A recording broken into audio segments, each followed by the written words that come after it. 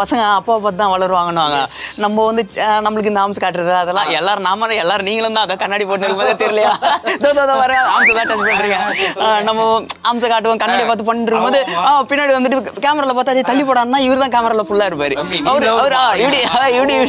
அவரு புஷ்அப் அடிக்க வச்சா அந்த டிரான்ஸ்ஃபர்மேஷன் புஷ்அப் வீடியோ எல்லாம் போட்டிருக்கேன் சும்மா தவழ்ற அப்படியே அதுக்கப்புறம் அப்படியே எனக்கும் சரி பையன் பண்றான் விட்டுறக்கூடாது அப்படின்னு சோ லைக் ஃபர்ஸ்ட் நீங்க ஆரம்பிச்சது வந்து புஷ்அப்ஸ்ல இருந்து ஆரம்பிச்சீங்களா பையனுக்கு அதான் கண்ணாடியை பார்த்து அந்த ஆம்ஸை காட்டுறது நைஸ். அண்ட் ஜிம்னாஸ்டிக் குள்ள எப்படி கூட்டிட்டு போறீங்க? ஜிம்னாஸ்டிக் வந்து எல்லா பேரண்ட்ஸ் பாத்தீங்கன்னா குழந்தைங்க தவள ஆரம்பிச்சோன்னா சந்தோஷப்படுவாங்க. ஐயோ என் புள்ள தவழ்ந்துச்சு, என் புள்ள நடந்துருச்சு, என் புள்ள குதிக்குது அப்படின்ட்டு. இப்போ இவன் குதிக்கும் போது அது மாதிரி கேட்க மாட்டாங்க, ஜிம்னாஸ்டிக் பண்றான், குரங்கு தவழ்துன்னு சொல்றது கிடையாது, ஜிம்னாஸ்டிக் அப்படின்னு ஒரு பேர் வச்சிருக்காங்கல்ல. அதுவும் இல்லாம ரொம்ப ப்ரொஃபஷனலா அதோட பேர்லாம் கூட நீங்க வந்து ஈஸியா பேசிக்கிட்டு இருந்தீங்க. ஆனா அதுக்கு இன்னும் இல்ல எங்களுக்கும் ஒரு மாஸ்டர் இருக்கா, விஜய் ராகவன், அவரு அவங்க எல்லாம் பெரிய எங்களுக்குன்னு ஒரு அதான் சாமி மாரி ஒரு ஆசிரியர் சாமி மாரி சொல்லுவாங்கல்ல, அதுல இருந்து என் பிள்ளைக்கு அவங்க கிட்ட நாங்க அப்படி கொடுத்துட்டு. Nice nice nice. ஃபியூச்சர் கோல் என்ன? எங்க போய் என்ன அவார்ட்ஸ்ல இருந்து வந்து டார்கெட்? கோல்ன்றதுக்காக ஒலிம்பிக்ஸா? இல்ல அதுக்காகலாம் இல்ல, சந்தோஷமான ஒரு லைஃப் அவ்வளவுதான்.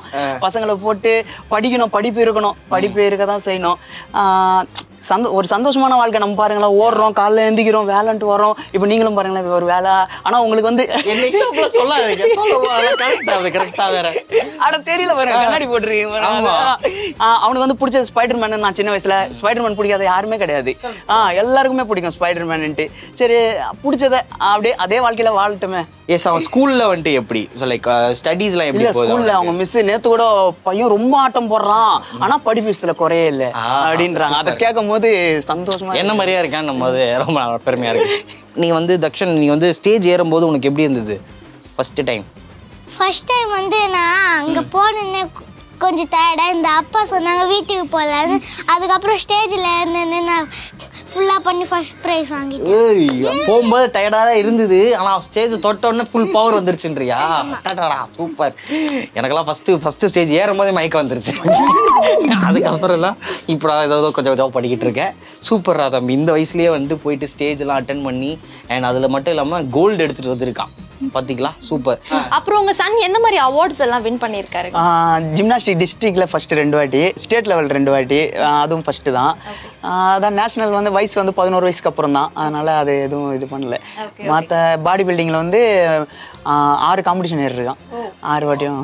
ஆக்சுவலாக எங்கள் ஷோலேயே பார்த்தீங்கன்னா உங்களை மாதிரி சூப்பர் டேட்ஸ்லாம் நிறைய பேர் நாங்கள் ஃபேஸ் பண்ணியிருக்கோம். இதே மாதிரி வந்து சூப்பர் டேலண்டட் கிட்ஸ் எல்லாம் நாங்கள் வந்து பிரித்திகான்னு சொல்லிட்டு ஸ்டண்ட் கிட்டு, ஸோ இந்த மாதிரி நிறைய நாங்கள் வந்து எக்ஸ்ப்ளோர் பண்ணிட்டோம். அந்த காலம் மாறிக்கிட்டு தான் இருக்குது. அதாவது அதான் சொன்னல, எங்கள் வீட்டாண்ட கொடுத்து அடித்து எழுப்பி டியூஷனுக்கு அனுப்பிச்ச காலம் போய் காலைல ஏஞ்சி போ, பீச் ஆண்டா போ, ஏதாவது இது பண்ணு அப்படி இப்படின்னு சொல்கிற காலம் வந்துருச்சு. So yes, everything is changing. And உங்களை மாதிரி ஜென்ரேஷன், அதாவது இதை சொல்லிதான் ஆகணும், பட் என்ன பண்றது, என்னோட ஜென்ரேஷன் வளர வளர அவங்க எல்லாம் மாறிக்கிட்டு தான் இருக்காங்க. என்ன மாதிரி சில பேர் தான் சிங்கிளா இருக்காங்க. ப்ரோ அதெல்லாம் நம்ப முடியாது, சிங்கிள் சொல்லிட்டு. சரி ஓகே, இருந்துட்டு போகுது. ஆமா, வேற கேள்வி கேளுமா? இது ஒரு விஷயம் மட்டும், இந்த கண்ணெல்லாம் போட்டிருக்காரு ஒரு சிங்கிள். சிங்கிளுக்கு என்னங்க? சிங்கிள் தானே.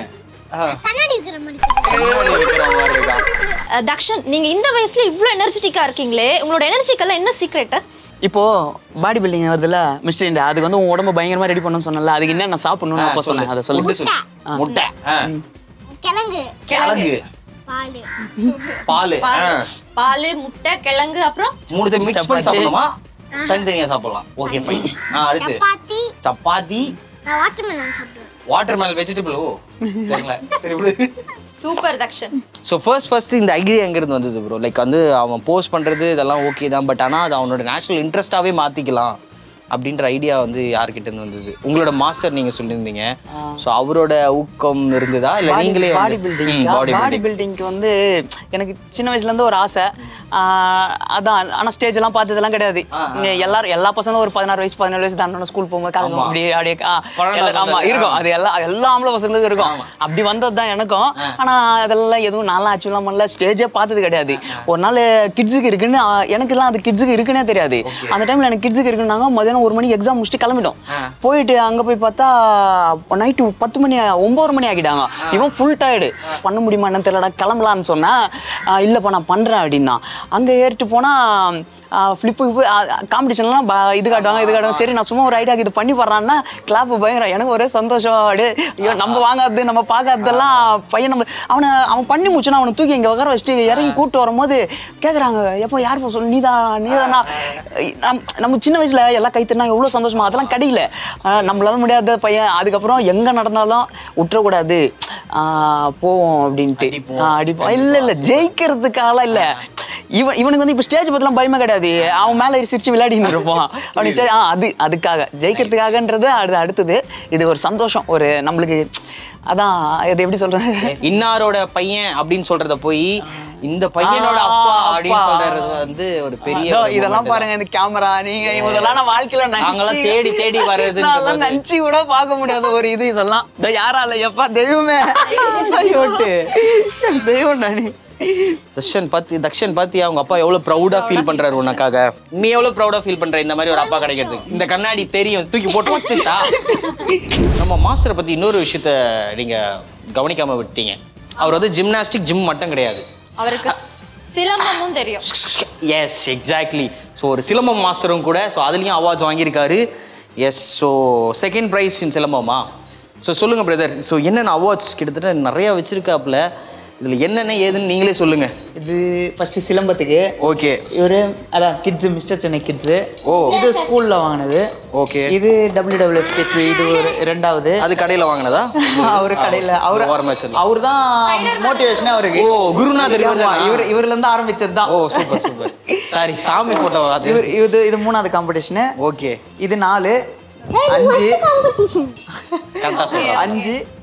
சிலம்பம் எந்த வயசுல ஆரம்பிச்சீங்க? சிலம்பம் இப்போ ஒரு 4 மாசமா தான் போயிட்டு இருக்கா. சிலம்பம்ல எப்படி இன்ட்ரெஸ்ட் வந்துச்சு அவருக்கு? சிலம்பம் வந்து எனக்கு ஜிம்னாஸ்டிக்கோட சிலம்பம் சேரும்போது நல்லா இருக்கும்னு தோணுச்சு. ஒரு அது கும்பு ஜாக்கி சான் மாதிரி பண்ணக்கூடிய ஆள் தான். சூப்பர். இந்த வயசுலேயே வந்து இவ்வளோ அச்சீவ் பண்ணியிருக்கான். அண்ட் மோரோவர் ரொம்ப ப்ரௌடாக இருக்குது ஆக்சுவலி இந்த மொமெண்ட். எங்கள் ஷோவில் வந்து நம்ம தேங்க்ஸ் ப்ரோ, நீங்கள் வந்து எங்களை கேட்டது நாங்கள் தான் உங்களுக்கு சொல்லணும்.